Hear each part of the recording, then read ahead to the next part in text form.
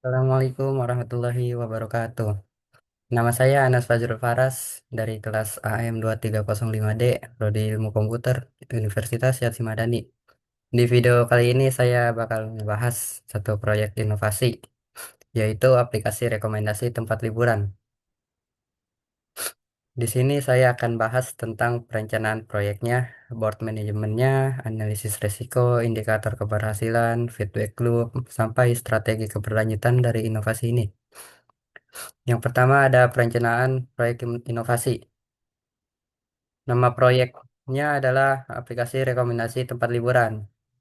Tujuan dari inovasi ini adalah membuat aplikasi yang bisa memberikan rekomendasi tempat wisata berdasarkan kategori dan memprioritaskan rekomendasi berdasarkan jarak terdekat dari lokasi pengguna secara real time, guna memberikan pengalaman pencarian tempat wisata yang cepat, relevan, dan efisien.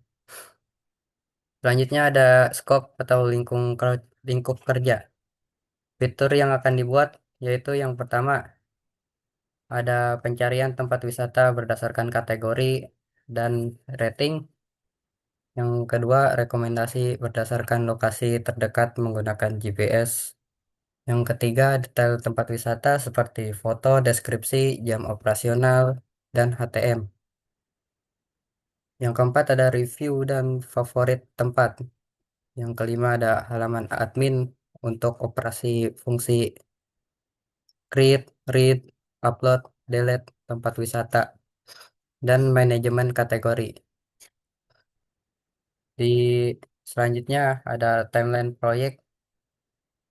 Saya perkirakan proyek ini bakal eh, berjalan hingga 6 minggu.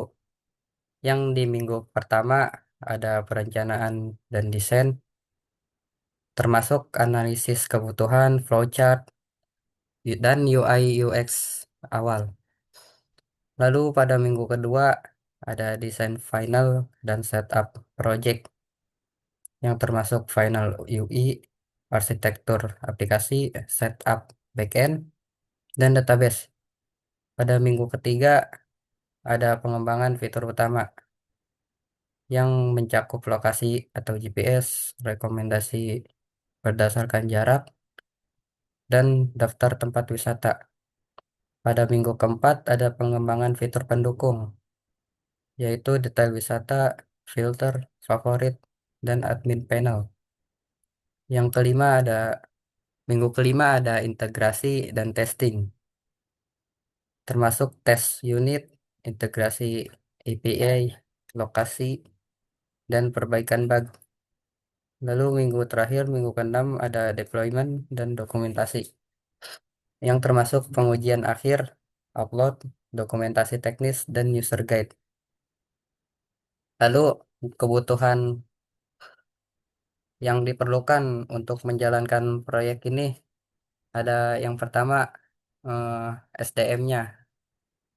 Dari yang pertama project manager yang tugasnya untuk mengkoordinasi dan membuat timeline dan memonitoring yang lainnya.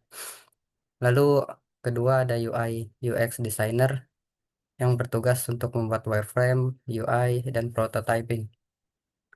Lalu selanjutnya ada mobile developer yang bertugas untuk membuat aplikasi mobile. Lalu selanjutnya ada backend developer yang bertugas membuat API, database, dan autentikasi admin. Selanjutnya QA tester yang bertugas untuk pengujian fungsional dan regresi.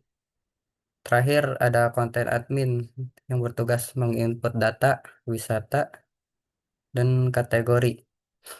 Lalu tools yang akan digunakan untuk development ada Kotlin, Laravel, dan MySQL. Untuk desainnya ada Figma dan Adobe Illustrator. Untuk manajemen proyek ada Trello dan GitHub. Dan untuk testing ada Postman. Selanjutnya estimasi waktu setiap tugas. Di pertama untuk tugas analisis kebutuhan estimasinya kira-kira 4 hari. Lalu untuk tugas UI dan UX design itu membutuhkan waktu 6 hari, setup project dan database 4 hari, fitur GPS dan jarak terdekat 5 hari, fitur daftar wisata dan filter 5 hari, detail wisata dan favorit 4 hari, admin panel 5 hari, testing dan bug fixing 6 hari, deployment dan dokumentasi 4 hari. Selanjutnya ada eh, board untuk pengolahan tes task yang menggunakan Trello. Ada di sini ada 4 kolom utama, yaitu backlog, to do, in progress, dan done. Setiap tes mempunyai deadline-nya masing-masing, label berdasarkan prioritas, dan statusnya, dan yang terakhir ada siapa yang bertanggung jawab. Jadi ini untuk memudahkan dalam proses dari progresnya sendiri. Lalu yang ketiga ada evaluasi evaluasi resiko proyek. Di sini ada 5 resiko yang masing-masing memiliki dampaknya, probabilitasnya, dan level resikonya masing-masing. Resiko yang pertama ada keterlambatan pengembangan fitur GPS dan perhitungan jarak yang akan berdampak pada aplikasi tidak dapat merekomendasikan wisata dengan akurat. Res- Kemungkinan terjadi resiko ini ada di tingkat sedang, dan untuk mencegahnya atau memitigasinya adalah memecah fitur menjadi subtext kecil dan lakukan testing awal dan alokasikan developer berpengalaman. Level resiko yang pertama ada di tingkat high. Lalu resiko kedua ada data tempat wisata tidak lengkap atau tidak akurat.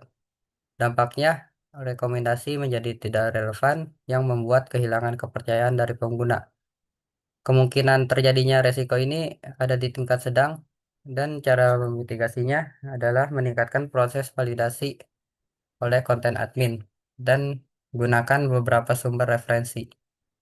Level resikonya ada di tingkat medium. Lalu resiko ketiga ada bug pada aplikasi mobile seperti crash saat akses lokasi. Dampaknya pengalaman pengguna yang buruk dan bisa menghambat perilisan dari aplikasinya. Kemungkinannya tinggi dari risiko ini, dan cara untuk memitigasinya adalah pihak dari QA melakukan pengujian lebih awal. Guna Gunakan perangkat uji yang beragam dan error logging. Level resikonya ada di tingkat high. Lalu keempat ada resiko kendala integrasi backend mobile. Dampaknya adalah fitur API lambat muncul di aplikasi sehingga timeline mereset. Tingkat kemungkinannya ada di tingkat sedang. Cara memitigasinya adalah menggunakan dokumentasi API yang jelas. Level resikonya ada di tingkat medium. Lalu resiko yang terakhir, desain UI tidak sesuai ekspektasi pengguna. Dampaknya user interface tidak menarik sehingga pengguna cepat meninggalkan aplikasi. Kemungkinannya dari resiko ini rendah, dan cara memitigasinya lakukan review desain lebih awal dan prototyping dan user testing cepat. Level resikonya ada di low. Selanjutnya ada analisis indikator keberhasilan. Proyek ini mempunyai estimasi biaya sekitar 50 juta, sementara potensi manfaatnya ada di kisaran 60 juta. Artinya ROI berada di tingkat 20%. Ini cukup sehat untuk tahap awal sebuah aplikasi. Lalu selanjutnya ada retention rate. Dari simulasi 10 pengguna, retention berada di angka 60%, yang menunjukkan pengguna cukup tertarik kembali memakai aplikasi ini. Lalu selanjutnya ada user satisfaction. Terdapat 5 pertanyaan yang saya simulasikan di sini dan dapat dirata-rata dengan skor 4,1 per 5. Artinya sudah aplikasi sudah dianggap mudah dipakai, cepat, dan membantu menemukan wisata yang relevan. Selanjutnya ada continuous improvement dan feedback loop. Alur dalam pengembangan aplikasi jangka panjang adalah seperti ini. Yang pertama ada sumber dari feedback aplikasinya, yaitu ada pengguna, log aplikasi, dan survei kepuasan.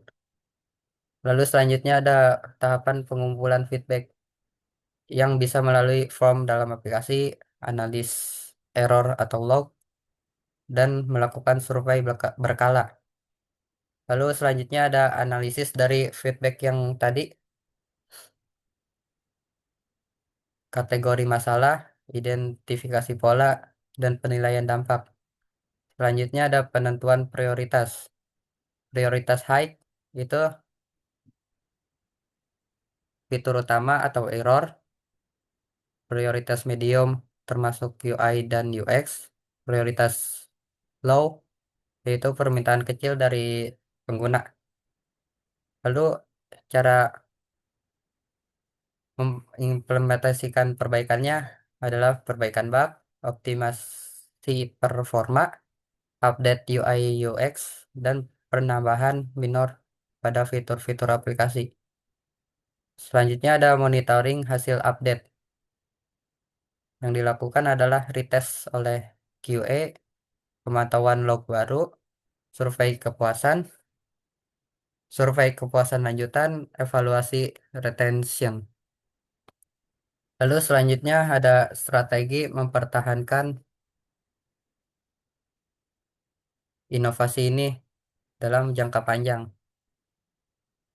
Yang pertama, bagaimana inovasi tetap relevan dalam jangka panjang. Jadi, aplikasi ini harus beradaptasi dengan perubahan tren wisata dan kebutuhan pengguna. Relevansi dijaga ketat lewat pembaruan data destinasi, pemahaman kebiasaan pengguna, dan pemanfaatan teknologi terbaru.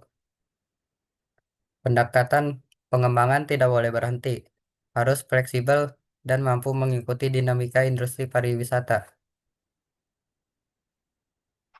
Lalu selanjutnya adalah salah satu cara agar aplikasi ini tetap berguna, yaitu dengan mengupgrade terus-menerus fitur utama dan pendukung.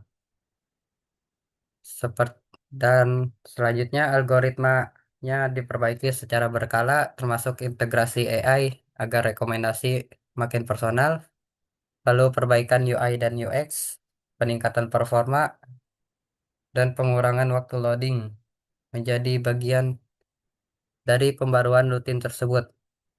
Lalu selanjutnya aplikasi yang belajar dari pola pencarian pengguna sehingga rekomendasi tepat sasaran.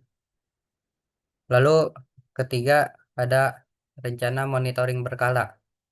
Monitoring dilakukan melalui analisis laporan crash, log pengguna, survei, dan data retensi.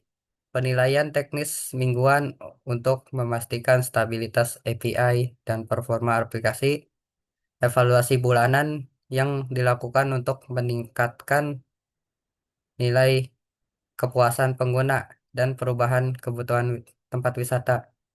Lalu survei periodik yang membantu menemukan tren baru yang bisa dimasukkan dalam pembaruan berikutnya. Lalu keempat ada rencana peningkatan user engagement. yang dapat ditingkatkan melalui gamifikasi, fitur wishlist, notifikasi personal, dan artikel wisata. Notifikasi yang relevan seperti promo lokal atau rekomendasi berdasarkan jarak yang membuat pengguna lebih aktif, lalu program loyalitas berupa poin kunjungan atau badge yang mendorong pengguna untuk kembali menggunakan aplikasi ini, dan semua strategi untuk merancang, membangun kedekatan dan meningkatkan frekuensi penggunaan. Terakhir ada potensi kolaborasi yang strategis. Eh, Di antaranya ada kerjasama dengan dinas pariwisata, pemilik tempat lokal, agen perjalanan, atau platform transportasi yang lainnya yang bisa membuka peluang promosi atau integrasi rute dan penawaran khusus. Data yang terkumpul juga berguna untuk pemerintah dan atau industri pariwisata untuk memahami pola kunjungan. Pengembangan lanjutan bisa termasuk AR untuk pengalaman wisata yang lebih imersif atau perjalanan langsung yang bisa dipesan lewat aplikasi. Dengan semua strategi ini, pengembangan berkelanjutan, monitoring rutin, peningkatan engagement, dan kolaborasi yang tepat, kami bisa terus berkembang seiring berkebutuhan pengguna dan dinamika industri pariwisata. Inovasi yang adaptif, inovasi yang adaptif dan berbasis data ini akan menjadi kunci agar aplikasi tetap relevan, kompetitif, dan bermanfaat dalam jangka panjang. Jadi, itulah penjelasan lengkap tentang proyek aplikasi rekomendasi tempat liburan. Semoga penjelasan ini bisa menjadi referensi buat kamu yang sedang merancang proyek inovasi digital. Terima kasih, sampai jumpa.